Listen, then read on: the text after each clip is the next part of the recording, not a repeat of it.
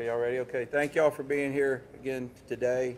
Larry Letha, Kirk County Sheriff. I'm going to kind of go over some brief notes with y'all real quick, then I'm going to pass it on to the mayor. Hundreds of first responders remain along the Guadalupe River in Kirk County working to reunite families. The large search and rescue effort, including local, state, federal, and volunteer agencies, continue. As of 8 a.m. Central Time, 87 deceased have been recovered in Kirk County, including 56 adults and 30 children. Identification is pending for 19 adults and 7 children, with 1 additional person still unidentified. At present, 5 Camp Mystic campers and 1 counselor still remain unaccounted for. We ask private boats to stay off the Guadalupe River to allow search and rescue teams to operate without any interference. This is a tragic time for us. We're so grateful and thankful for all the resources that have been provided to us to do this job. And I can assure you we will not stop until this mission is complete. At this time, I'm going to turn it over to City Mayor.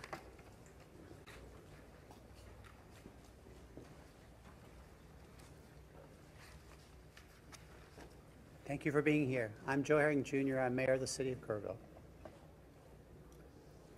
I want to reassure our community and those families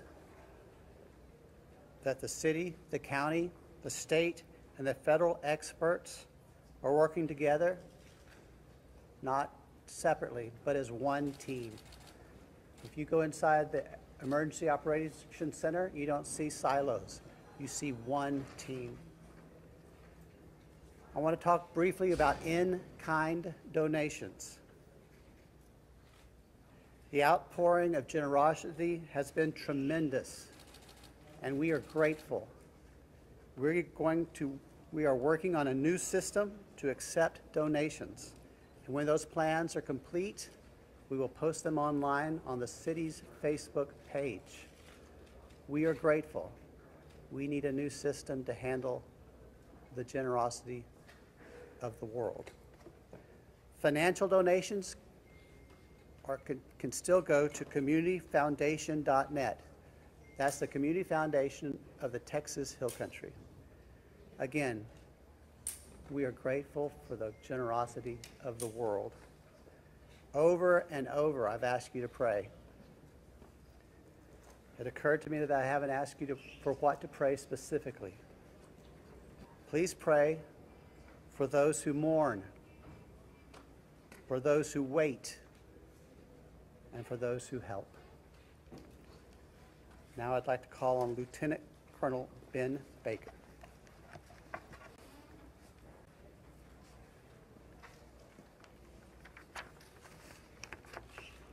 Morning, everyone. Thank you for being here. My name is Ben Baker, Lieutenant Colonel for Texas Game Wardens. I'd like to start out by thanking the Mayor, Sheriff, Chief, our local state partners, Texas Department of Public Safety, and the many others that have responded to this tragic event. We as Texas are strong, and together we face adversity. Your Texas Game Wardens responded in the early mornings of Friday to this tragic event, along with many other local and state partners. Since the early mornings of Friday, your Texas Gamers have had over 300 game wardens in the area, serving the people of the state of Texas and the citizens of Kirk County. Among that, we've searched 26 river miles since the tragic event has started. We've had approximately 444 rescues, 30 recoveries.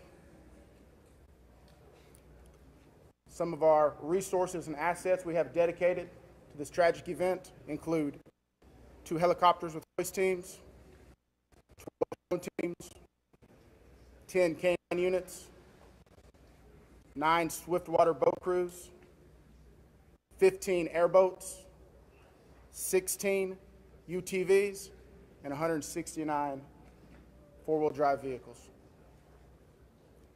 Your Texas Game Wardens will remain here and serving the community. We just ask you to continue to pray for the victims, for the families, for your first responders, for everyone involved. We'll open it up now to questions. If anybody has any. Can you talk about how challenging it is for you guys in the mud, the big trees? What's been like the different terrain? No, thank you for that question. Extremely challenging. You know, we've got, of course, your Texas game wardens out there, your local, your state partners, Texas Task Force 1. We've got the National Forest Service out there. We've got A&M Forest Service. We've got numerous responders with specialized capabilities where we've got these large pile of debris. And with our canines and you know, when we're trying to make these recoveries, these large piles can be very obstructive. And to get deep into these piles, it's very hazardous. And those specialized teams have to go in there layer by layer because our first responders, also the safety of them is concerned. So it's extremely treacherous, time consuming, it's dirty work, the water's still there.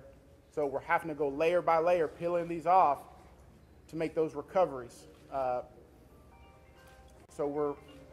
What about mentally? Like when you guys stumble across someone who may be deceased, how do you process that? Absolutely. We process it the best we can. We have professionals in place, our crisis intervention team.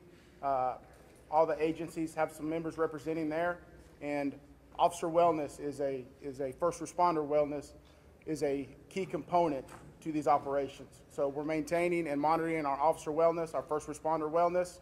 We're making sure they have the support. It's very tragic whenever you see human life. But to see a child in that loss of life is extremely tragic. More rain is expected to come down west of us, and eventually it's going to get down to Guadalupe River. Is that going to put a halt to the searches? And if not, how are you going to change the trajectory of the search and rescue operations?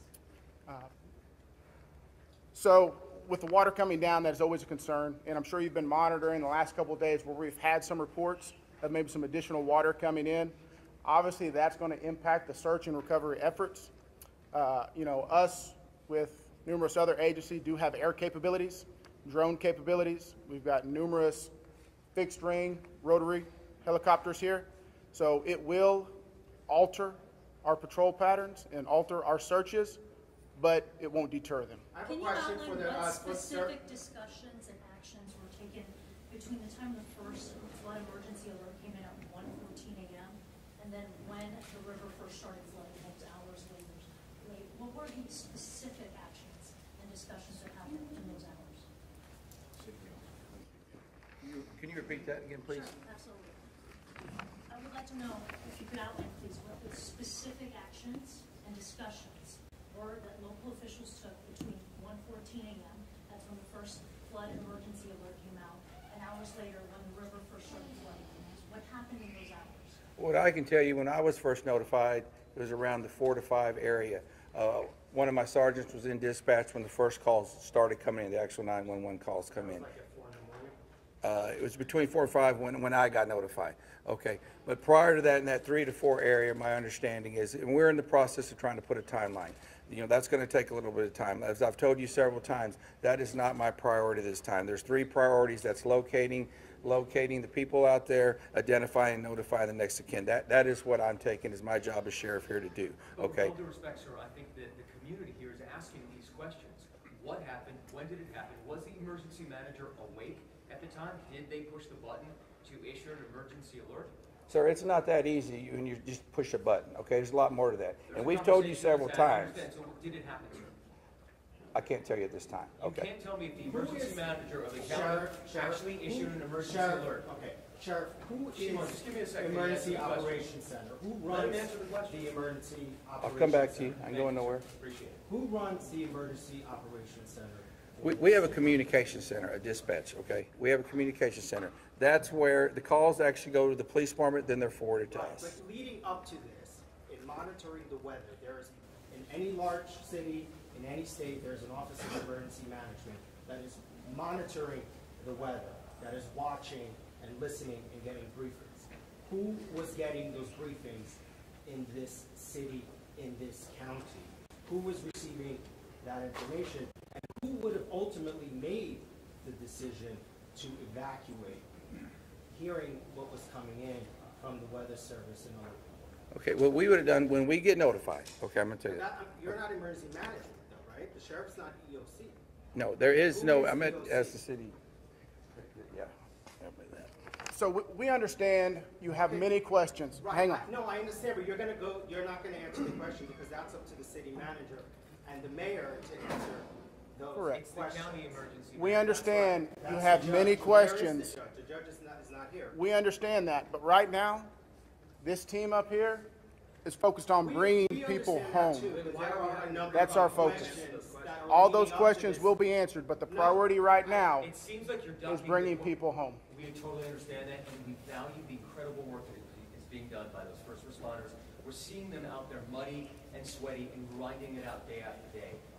But your community is asking these questions. And we will get answers. Manager in the county Right now, awake at all the of our time? resources are Did they issue focused an You alert? should be able to to answer recovery. who was in charge of the emergency operations center at the time that was getting any briefings. Do we have another question? If any I do. briefings. I think I have to focus on what local people can be looking for. We're looking at some erosion in roads and safety and then traveling. What can we tell people who live here right now and what they can do in their daily life? Should they worry about traveling on roads? Do you know anything about that infrastructure? Sure, absolutely. Jonathan Lamb, Kerrville Police Department.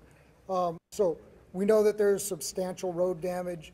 Some roads have been closed for safety. We've got crews out there in the county, shoring them up and making sure that people can travel to and from. What we're asking for the public to do to assist us is if they believe that they have seen someone, a victim, notify emergency services. Call 911, let us know, or use our non-emergency numbers, area code 830-257-8181. Contact our dispatch team and we will send officers out there. We also ask folks to limit their travel. Our first responders have had a very difficult time getting to where they need to go because of the amount of people who are flooding our roadways. We understand there's natural curiosity. People want to come here and see the flood damage. Now is not the time for sightseeing. This operation is ongoing and continuous, and it will continue. I've got time for one more question.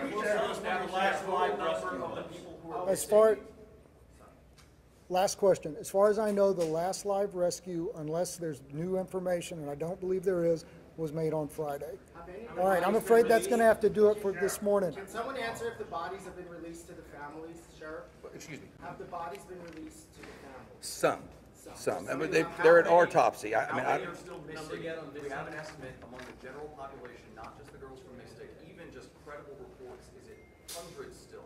Is there any estimate among the general population of how many people are still No, missing? I've told y'all several times, it's hard to know that number. No, we don't. I know the numbers that we have found, and that's all I know. You still don't want to tell us who was All right, so we're going to continue our operations. The next time that we're going to be in front of y'all will be at 5 p.m. right back here. If there is a critical update, again, we'll provide that information to you through the contact list that you have provided to us. Thank y'all. We appreciate it. Lieutenant? Sir, I had one other question. Maybe you can help. It was about the volunteers